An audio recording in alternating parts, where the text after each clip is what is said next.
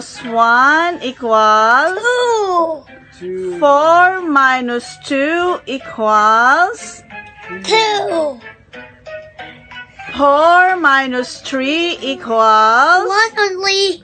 Very good. 5 minus 5 equals?